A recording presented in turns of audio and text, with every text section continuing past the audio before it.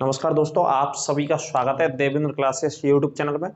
Topic है हमारा, जैसा कि आपको पता है, मॉडर्न हिस्ट्री के टॉपिक में पढ़ा रहा हूँ आपके सामने। पूरा 1857 से लेकर के स्वतंत्रता संग्राम के सारे टॉपिक पढ़ा रहा हूँ। तो आज का जो टॉपिक है वो भारत शासन अधिनियम को देखते हैं।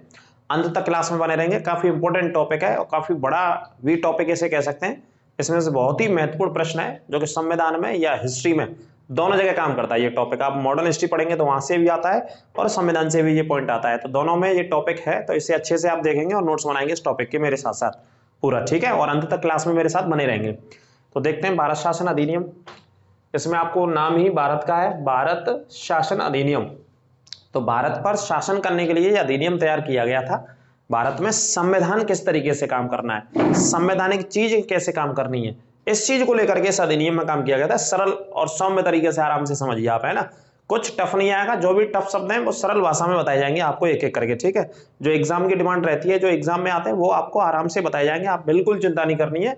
अंत तक बने रहेंगे क्लास में और आराम से समझते चलेंगे और नोट्स बनाते चलेंगे, नोट करते चलेंगे साथ में, है ना। तो भारत शासन अधिनियम जो ब्रिटिश सरकार के द्वारा तैयार किया जाता है और ब्रिटिश सरकार के द्वारा लंदन से तैयार होकर के आता है। और ब्रिटिश के इतिहास में उस समय के इतिहास में सबसे लंबा कानून था जी, सबसे लंबा अधिनियम था ब्रिटेन के इतिहास में उस समय के में 1935 के में, ठीक है। चूंकि हमारे ऊपर अंग्रेजों का शासन था, ब्रिटिश सरकार का शासन था या राजाशाही शासन था हमारे देश के ऊपर। तो ब्रिटेन में तीन गोलमेज सम्मेलनों का आयोजन हुआ। पहला हुआ, दूसरा हुआ और तीसरा। तीनों गोलमेज सम्मेलन हुए। तीनों में भारत के नेताओं को बुलाया गया। अलग अलग नेता गए, लेकिन दूसरे में गांधी जी गए, कांग्रेस पार्टी को प्रतिनिधित्व किया, लेकिन वो असफल हो गया। तीनों ही असफल हो गए। तो तीसरा गोलमेज सम्मेलन था, जब वो खत्म होता है तो उसके बाद एक श्वेत पत्र जारी होता है, व्हाइट पेपर उसे बोल सकते हैं, या हिंदी में श्वेत पत्र। तो उसी श्वेत पत्र के फलस्वरूप इसको अंतिम रूप दिया गया था भारत शासन अधिनियम को, कि भारत में जो संवैधानिक सुधार हैं, संवैधानिक व्यवस्थाएं हैं, संवैधानिक स्थिति है विधानसभा को लेकर के या प्रांत केंद्रीय विधानसभाओं को लेकर के, किस तरीके से कार्य करनी है, गवर्नर जनरल के क्या क्या अधिकार रहेंगे, राज्यों में कौन सी विषय रखनी है, केंद्र सरकार में कौन सी विषय रखनी है ना, और कौन कौन से सुधार संवैधानिक भारत में किए जा सकते हैं। तो उस पूरे एक मसौदे को लेकर के ये कानून तैयार किया गया था तीसरे गोलमेज सम्मेलन के बाद, 1932 के बाद तैयार किया गया था। 34 में ये संसद में रखा गया था और ब्रिटेन की संसद में रखा गया 1934 में, और 34 में ये पारित हुआ था। 24 जुलाई 1935 को इसे राजाशाही स्वीकृति मिल गई थी, मतलब वहां के राजा की स्वीकृति मिल गई थी 24 जुलाई 1935 को। उसके बाद 1935 में ये भारत आता है और भारत में इसकी सिफारिशों को नेताओं के मध्य में रखा जाता है, लागू किया जाता है एक तरीके से, ठीक है। तो दो तीन पॉइंट सबसे पहले आप समझ लेंगे, मैंने आपको बता ही दिया है और इसकी लगभग पृष्ठभूमि आप समझ गए होंगे, लेकिन क्वेश्चन कहां से आते हैं, कैसे आते हैं, वो देखिए। तो अगर यदि बनने की बात करें भारत शासन अधिनियम की, तो यहां मैं बता देता हूं, आप नोट कर लेना साइड में। भारत शासन अधिनियम जो तैयार होता है वो तीन चीजों को सामने रख करके, वैसे तो बहुत सारी चीजें थी, तीन चीजों को सामने रख करके ये रिपोर्ट पूरी तैयार करी गई, इसे बोला गया भारत शासन अधिनियम। तो देखिए क्या क्या चीजों को देखा गया इसमें। तो एक तो आपने पढ़ा होगा साइमन कमीशन, साइमन कमीशन की रिपोर्ट को सामने रख करके तैयार किया गया जी, ठीक है। साइमन कमीशन भारत आया था, भारत आने के बाद वापस चला गया असफल होकर के। क्यों असफल होकर गया, क्या मांग थी भारतीय लोगों की, भारतीय लोग क्या मांग कर रहे थे, ब्रिटिश सरकार क्या लेकर के लाई साइमन कमीशन में, तो उसकी रिपोर्ट को भी रखा गया। उसी की रिपोर्ट के आधार पर इसे माना जाता है कि ये तैयार किया गया, ठीक है। दूसरा अगर पढ़ेंगे तो तीसरे गोलमेज सम्मेलन, तीसरा जो गोलमेज सम्मेलन होता है उसके बाद जो श्वेत पत्र जारी होता है उसकी रिपोर्ट के आधार पर इसमें काम किया गया, ठीक है। और एक समिति थी, समिति बनाई गई थी जिसका नाम था संयुक्त प्रवर समिति, इसने रिपोर्ट दी थी, इसमें कुछ लोग शामिल थे। संयुक्त प्रवर एक समिति थी, इसने भी रिपोर्ट दी थी। तीसरा गोलमेज सम्मेलन की भी रिपोर्ट को रखा गया और साइमन कमीशन की रिपोर्ट को भी रखा गया। तो इन तीनों मसलों को, तीनों रिपोर्ट्सों को सामने रख करके ब्रिटिश सरकार या उस समय के वहां के प्रधानमंत्री के अध्यक्षता में भारत शासन अधिनियम तैयार किया गया था। इसे भी आप नोट कर लेंगे इन तीनों रिपोर्टों को, है ना। थोड़ा सा डीप में आप पीसीएस तक या कोई भी और एग्जाम्स देते हैं तो वहां ये प्रश्न पूछे जाते हैं, ठीक है। अब बात करते हैं कि इसमें क्या क्या संवैधानिक सुधार थे, क्या क्या संवैधानिक व्यवस्था भारत में लागू करी ब्रिटिश सरकार ने। तो देखिए 35 के नाम से जाना जाता है भैया। पुलिस की बात करें, एसआई की बात करें तो डायरेक्ट यही आ जाता है कि भारत शासन अधिनियम कौन सी वर्ष में आया भारत, बस याद रखिए आप 1935 में आया, यही से काम हो जाता है आपका, ठीक है। लेकिन फिर भी आप एक एक करके समझेंगे। तो देखिए पहला पॉइंट मैं आपको बता देता हूं, यहां से नोट करते चलेंगे। भारत शासन अधिनियम एक्ट लिख लीजिएगा। भारत शासन एक्ट को 24 जुलाई या अगस्त की भी डेट मिल सकती है, इसमें कोई दिक्कत की बात नहीं है, अलग अलग पुस्तकों में लिखा हुआ है। 24 जुलाई 1935 को राजाशाही स्वीकृति मिल गई, क्योंकि ब्रिटेन में किसका शासन चलता है? राजाओं का है ना। राजाशाही स्वीकृति दी गई, भारत में लागू करने के लिए दी गई थी, लिख लेना, ठीक है। Number 1 point. दूसरे पॉइंट की यदि इसमें बात करेंगे, दूसरा पॉइंट समझिए, भारत शासन अधिनियम में या एक्ट में संवैधानिक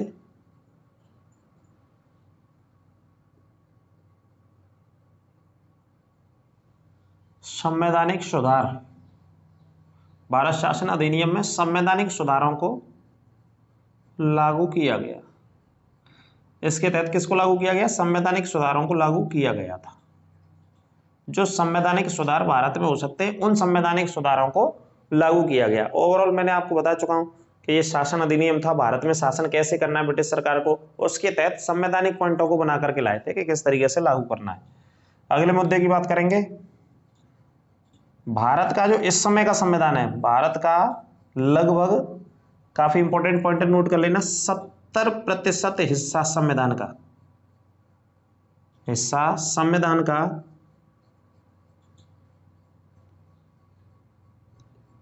1935 के अधिनियम से अपनाया गया है, एक्ट से अपनाया गया है, ठीक है। ये मोस्ट इंपोर्टेंट लाइन है, पॉइंट ये इतना रिलेवेंट है, इतना रिलेवेंट था ये एक्ट कि 70% हिस्सा हमारे देश के लोगों ने जब संविधान बनाना तैयार हुआ 1946 से 46, 47, 48, 49 में बनकर तैयार हो गया था, तो 17% हिस्सा इसकी कुछ चीजों को उठा करके शामिल किया हुआ है ना। एक तरीके से कार्बन कॉपी भी से बोला जाता है। क्या बोला जाता है? संविधान की कार्बन कॉपी। तो इस पॉइंट को भी आप लिख सकते हैं यहाँ पे, संविधान की, हमारा जो भारत का संविधान है उसकी बोल सकते हैं, कोई दिक्कत नहीं, कार्बन कॉपी कहा जाता है ना। जैसे फोटो कॉपी, फोटो स्टेट कराते हैं आप नोट्सों की, तो एज इट इज निकल करके आते हैं वो नोट्स, इसी वजह से ये वाला पॉइंट इसके साथ जोड़ दिया है। क्योंकि अंडरलाइन कर लेना, 70% हिस्सा बहुत बड़ा होता है, जो कि इसी अधिनियम से लिया गया हमारे देश के संविधान में, जो 26 नवंबर 1949 को बन के तैयार हुआ हमारे देश का संविधान है ना, जिस दिन हम विधि दिवस या कानून दिवस मना रहे हैं 2014-15 से, ठीक है। ये वाला मुद्दा हो गया। अगले मुद्दे की बात करेंगे, 1935 के एक्ट के माध्यम से भारत से, मोस्ट इंपोर्टेंट पॉइंट है इसके, एक एक पॉइंट मोस्ट इंपोर्टेंट है, भारत से कौन से देश को अलग कर दिया गया? बर्मा को पृथक कर दिया गया, अलग कर दिया गया, ठीक है। बर्मा को लिख लेना, पूछा ही गया, हजारों बार पूछा है तमाम एग्जाम्स में कि बर्मा को भारत से कौन से अधिनियम के द्वारा अलग किया गया? 1935 के अधिनियम के द्वारा अलग किया गया। लेकिन कौन सी वर्ष से काम करना शुरू किया वो मैं अभी आपको बता रहा हूं, कई बार ऐसे भी पॉइंट आते हैं, इधर देखेंगे। एक पॉइंट परमानेंट लिख लेना आप, 1 अप्रैल 1937 सॉरी 1 अप्रैल 1937 से इस एक्ट ने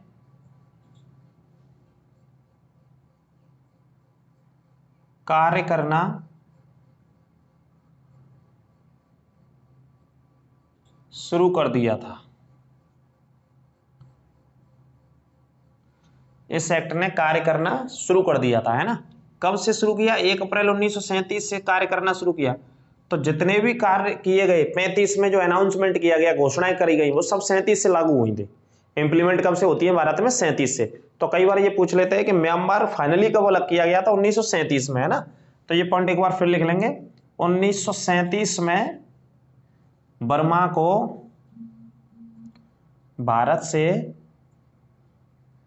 अंततः अलग कर दिया गया, अलग या पृथक कर दिया गया, ठीक है जी। तो ये वर्ष भी पूछ लेते हैं, 37 याद रखना, अगर फाइनली अलग करने की बात आए तो आंसर क्या आएगा? 1937 आएगा, 1937 आएगा। जिस साल में या जिस वर्ष में अलग कर दिया गया। किसे अलग कर दिया गया? बर्मा को अलग कर दिया गया। ठीक, आगे बात करते हैं। एक बैंक भी बनाई गई इसी अधिनियम के द्वारा। कौन सी बैंक बनाई गई? देखिए, आरबीआई बैंक की स्थापना की गई। कब की गई? 1935 के अधिनियम के द्वारा, एक्ट के द्वारा। ठीक है, स्थापना करी गई। इस पॉइंट को याद रखेंगे आप। अगले मुद्दे की अगर बात करें तो अगला प्रश्न देखेंगे इसके बाद। बर्मा को याद रखना, बर्मा मैंने आपको बता दिया है। इसी समय कुछ और राज्यों को अलग किया ब्रिटिश सरकार ने इसी अधिनियम के द्वारा। जो बड़े बड़े राज्य थे, उनका शासन प्रशासन अच्छे से संचालित नहीं हो रहा था, समस्याएं आ रही थी शासन चलाने में, तो उनको तोड़ करके उनको पृथक कर दिया। ठीक है, अलग अलग कर दिया कुछ राज्यों को। तो वो राज्य यहां से पूछे जाते हैं, कौन से अधिनियम के द्वारा अलग किया गया था? तो देखिए, बंगाल से पृथक करके, अलग करके, मतलब पृथक मतलब अलग, बंगाल से पृथक करके उड़ीसा और बिहार को राज्य का दर्जा दिया। राज्य बनाया या राज्य का दर्जा दिया। ठीक है, उड़ीसा और बिहार दोनों अंडरलाइन कर लेना। इन दोनों को किस में से बनाया? बंगाल में से बनाया। कौन से अधिनियम में? 1935 के अधिनियम में बनाया। ठीक है भाई साहब, दोनों राज्यों की स्थापना लिख लेना। और फाइनली अगर आ जाए तो मैंने आपको बता ही दिया है ये अधिनियम कौन सी वर्ष से काम करना शुरू किया? 1937 से। तो 1937 तो आप पढ़ ही सकते हैं ना। अगर पूछा जाएगा ऑप्शन में 35 नहीं आएगा तो 37 आता है। 37 नहीं तो 35 तो है ही अधिनियम, है ना। इसकी चीजों को, इसके सिफारिशों को 37 से लागू किया गया आफ्टर 2 ईयर्स। तो उड़ीसा और बिहार भी अलग राज्य बनते हैं, पृथक राज्य बनते हैं। कौन से अधिनियम के द्वारा बनते हैं भाई साहब? 1935 के अधिनियम के द्वारा अलग से ये राज्य बनाए जाते हैं। इसके अलावा आगे बात करते हैं। ऊपर से मैं हटा देता हूं, आगे नेक्स्ट देखते हैं। इस लाइन को मैं हटा देता हूं, कब से स्वीकृति मिली इसे, ये भी आपने नोट कर लिया होगा, है ना, पूरा का पूरा। यहां से मैं इसे रफ कर देता हूं, रिमूव कर देता हूं। उसके बाद देखिए आप, एक और प्रांत बनाया गया। अगला पॉइंट लिखेंगे 1935 के भारत शासन अधिनियम के द्वारा, शासन अधिनियम के द्वारा एक एक पॉइंट महत्वपूर्ण है भाई साहब, जो एग्जाम में पूछे गए। सिंध प्रांत का निर्माण किया गया था। कौन सा प्रांत बनाया था? सिंध प्रांत बनाया गया। ठीक है, यह भी अलग से राज्य बना दिया गया था, अलग से राज्य का गठन कर दिया था ब्रिटिश सरकार ने। कौन सा? सिंध प्रांत, जो कि पहले पश्चिमी सीमा प्रांत में लगता था ये, है ना। कौन से राज्य के अंतर्गत? पश्चिमी सीमा प्रांत के अंतर्गत आता था, जिसे सिंध प्रांत अलग कर दिया, है ना। क्योंकि प्रशासनिक दिक्कतें ना आए, समस्या ना आए। आप आज भी देखते हैं बहुत सारे आंदोलन चलते हैं भारत में, अलग अलग राज्यों को बनाया जाता है। अगर बात करें हम पुराने समय में, सन 2000 में चले जाएं तो अलग अलग राज्य बनाए गए। जैसे उत्तर प्रदेश में से ही उत्तराखंड बनाया गया है ना, एक छत्तीसगढ़ भी बनाया गया एमपी में से, और बिहार में से झारखंड बनाया गया। क्यों बनाया गया? क्योंकि बड़े राज्य थे, समस्याएं आ रही थी विकास के कार्यों को लेकर के, रोजगार के कार्यों को लेकर के, आर्थिक तंत्र के कार्यों को लेकर के, है ना, बहुत सारी राजनीतिकरण को लेकर के। तो इस वजह से सरकारें समय समय पर क्या निर्णय लेती है? राज्यों को अलग करने के लिए, ठीक है, स्थापित करने के लिए निर्णय लेती है। इसके बाद तेलंगाना की बात कर लीजिए आप। आंध्र प्रदेश में से, आंध्र प्रदेश में से कौन सा राज्य बनाया गया? तेलंगाना बनाया गया, है ना। हो सकता है कि, उम्मीद है कि आगे भी भारत सरकार जो बड़े बड़े राज्य हैं, एरिया के आधार पर या जनसंख्या के आधार पर, उनमें से भी विभाजित कर सकती है चीजों को स्थापित करने के लिए, अलग अलग रोजगार देने के लिए। ठीक है, तो देखिए सिंध प्रांत की स्थापना करी गई या गठन किया गया सिंध प्रांत। ठीक है, नेक्स्ट पॉइंट, सिंध प्रांत के बाद आगे अगला पॉइंट देखते हैं। इसी में आरबीआई के बारे में लिखा दिया आपको। 1937 में लिख देता हूं, 35 की तो बात हो रही है। 1937 में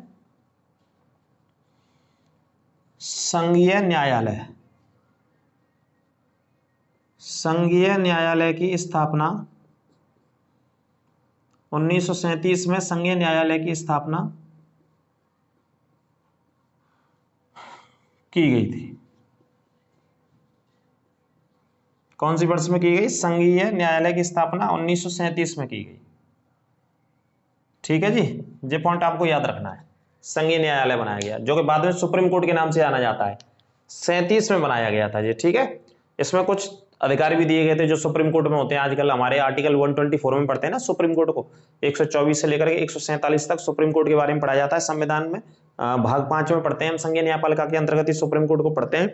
तो जैसे प्रारंभिक अधिकार होता है, अपीलीय अधिकार होता है, परामर्श का अधिकार होता है। इस समय राष्ट्रपति जी से परामर्श ले लेते हैं किसी भी विधि के प्रश्न पर, है ना, अपीलीय अधिकार होता है। और जो 2-3 अधिकार मैंने इस समय पढ़ाए उस समय भी थे ये अधिकार, है ना, जो इस समय है हमारे सुप्रीम कोर्ट में, 37 में भी थे। तो न्यायालय की स्थापना कब होती है? 1937 में। ये भी मुद्दा आपको पॉइंट याद रखना है। आगे महत्वपूर्ण काम ये होता है, प्रांतों को स्वतंत्रता दी गई थी 1935 के शासन अधिनियम में। नोट कर लेना, प्रांतों को या राज्यों को, प्रांतों को स्वतंत्रता दी गई, स्वायत्तता दी गई या स्वतंत्रता लिख सकते हैं, स्वतंत्रता दी गई। किससे? द्वैध शासन से। किससे स्वतंत्रता दी गई? यहां पहले द्वैध शासन काम करता था, उस शासन को हटा दिया ब्रिटिश सरकार ने। द्वैध शासन से क्या दी गई? स्वतंत्रता दी गई। ठीक है, तो ब्रैकेट में या लिख लेंगे आप, ऐसे नहीं कि ब्रिटिश सरकार छोड़ के चली गई मैंने स्वतंत्रता शब्द लिखा है। किससे स्वतंत्रता दी? द्वैध शासन से, ब्रैकेट में लिख लेंगे, है ना। द्वैध शासन का मतलब होता है दोहरा शासन। जो अलग अलग विषय होती थी, है ना, कुछ विषय ऐसी होती थी जो परमानेंट थी, उन पर गवर्नर जनरल काम करते थे, और कुछ विषयों पर गवर्नर जनरल की परिषद काम करती थी, जिसमें कुछ और अन्य लोग रहते थे, है ना। उसी को द्वैध शासन बोला गया, मतलब दोहरा शासन। दो तरीके से किया गया शासन, है ना। तो ये शासन पहले से 1919 से प्रांतों में लगा हुआ था। कब से लगा था? 1919 से।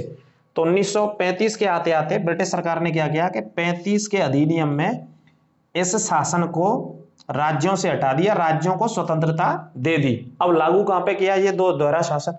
उसे भी आप लिखेंगे दोहरा शासन, डायरेक्ट लिख लीजिए, आपको दिक्कत नहीं होगी शब्दों में। दोहरा शासन, और ब्रैकेट में लिख लेना द्वैध शासन, ब्रैकेट में बंद कर लेना। दोहरा शासन, द्वैध शासन को केंद्र में लागू कर दिया गया, केंद्र में लागू कर दिया गया। ठीक है, कहां पे लागू कर दिया गया? केंद्र में लागू कर दिया गया दोहरा शासन को।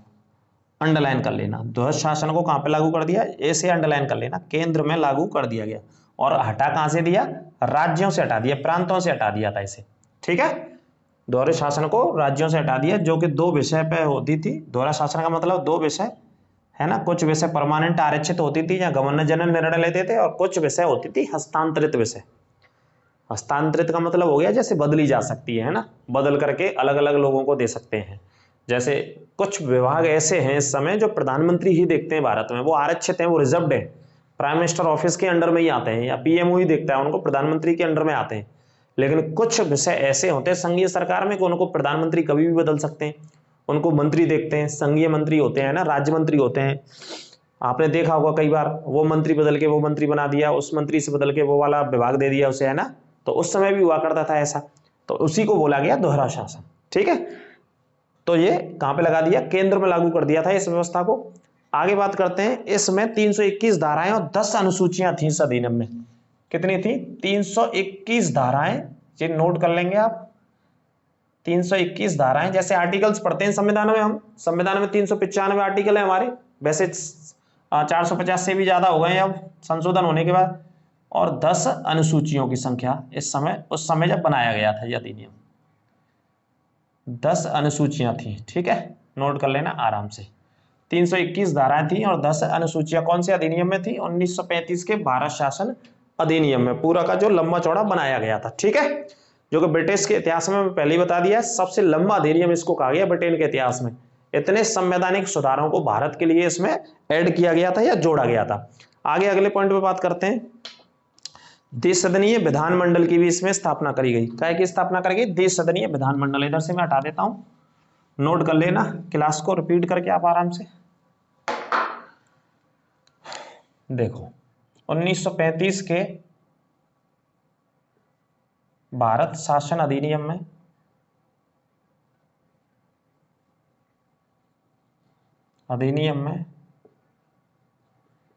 द्विसदनीय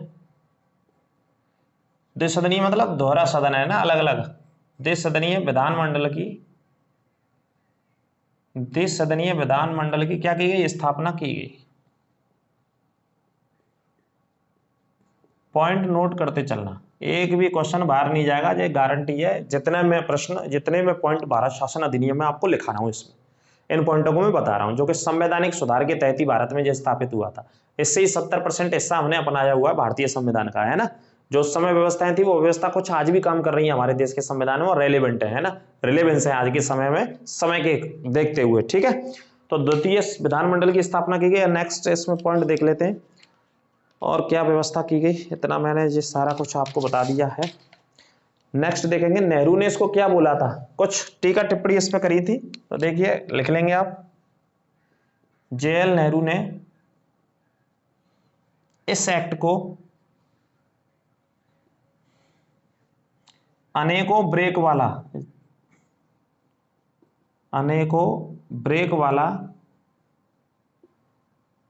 इंजन रहित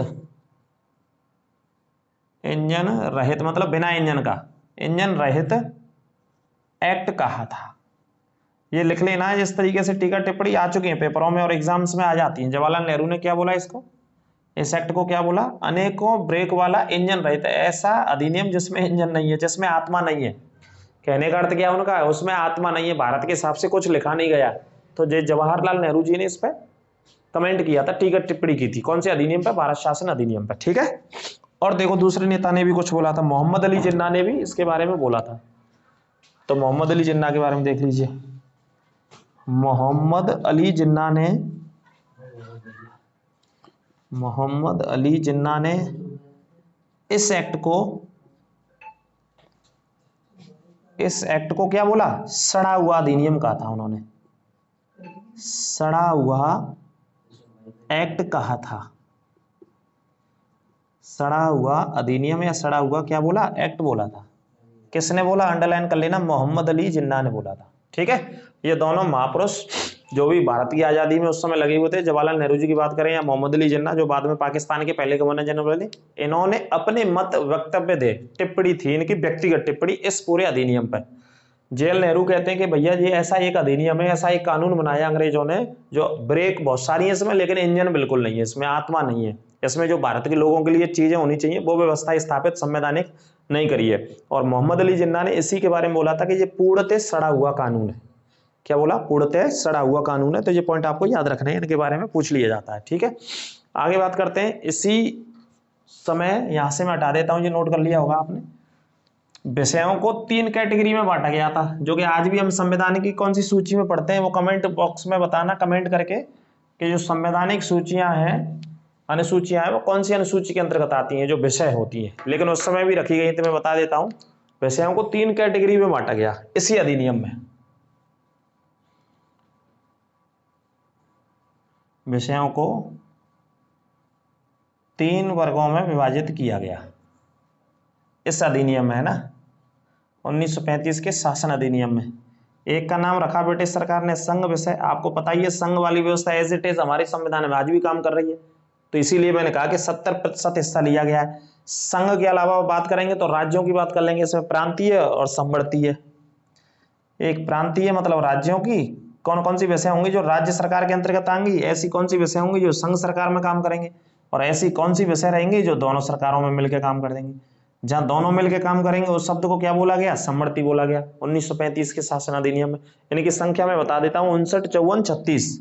इधर रखी थी 59 विषय, यहाँ रखी थी 54 और यहाँ पे थी 36। तो इतनी विषयों को भारत शासन अधिनियम में रखा गया था। ठीक है, जो कि आज भी संविधान की 7वीं अनुसूची में, कौन सी अनुसूची में, 7वीं अनुसूची में इनको रखा गया है ना।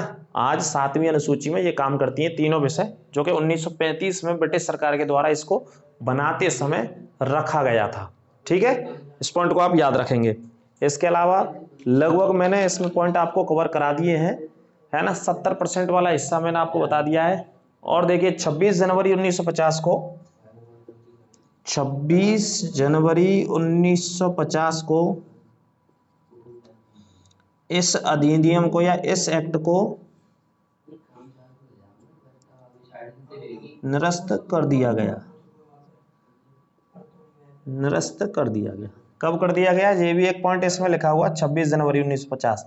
जब हमारे भारत का संविधान, अपना देश का संविधान बन के तैयार हो गया, नया संविधान बन के तैयार हो गया, तो जो पुरानी व्यवस्थाएं चली आ रही थी तो उनको समाप्त कर दिया लगभग, और इनसे जो भी सुटेबल व्यवस्था थी उनको क्या कर लिया गया, उनको बना ले लिया गया, जो कि काम कर रही है इस समय हमारे संविधान में। लेकिन इसके पुराने ढांचे को समाप्त कर दिया। कब समाप्त कर दिया, 26 जनवरी। और आपको पता है 26 जनवरी को हमारे देश का संविधान भारत में लागू कर दिया गया 1950 को। इस वजह से इस पुरानी व्यवस्था को 26 जनवरी 1950 को समाप्त कर दिया गया था, है ना। और जैसा कि मैं बता चुका हूं, ये एक्ट दो तरीके से आ जाता है। 1935 के नाम से तो बनाया गया, 1935 में बन के तैयार हुआ, वहां की संसद में पास हुआ ब्रिटेन की में, लेकिन भारत में जो व्यवस्थाएं इसमें स्थापित करी वो 2 साल बाद लागू हुई थी सभी की सभी व्यवस्था। इस वजह से 1937 सही आंसर होता है कई बार, है ना। जैसे बिहार कब बनाया गया या उड़ीसा कब बनाया गया, कब से काम करने लग गए 1937 से। सिंध प्रांत कब बनाया गया 1937 में, है ना। भारत से बर्मा को कब अलग किया गया 1937 में। अलग करने की घोषणा कब हुई 1935 के अधिनियम में, लेकिन काम कब से करने लग गया 1937 से। 2 साल बाद संभवतः इसकी सिफारिशों को लागू कर दिया गया था भैया, ठीक है। तो ये पॉइंट आपको अच्छे से याद रख लेना, बिल्कुल इसमें गलती करनी नहीं है। तो ये भारत शासन अधिनियम मॉडर्न हिस्ट्री का काफी इंपॉर्टेंट और महत्वपूर्ण टॉपिक था। कैसा लगा आप कमेंट करके बताएंगे, और जो भी शक समस्या हो, आपके सुझाव हो, वो भी कमेंट बॉक्स के माध्यम से बताएंगे। और चैनल को, क्लास को ज्यादा से ज्यादा आप शेयर करेंगे अपने दोस्तों के, मित्रों के साथ। नमस्कार।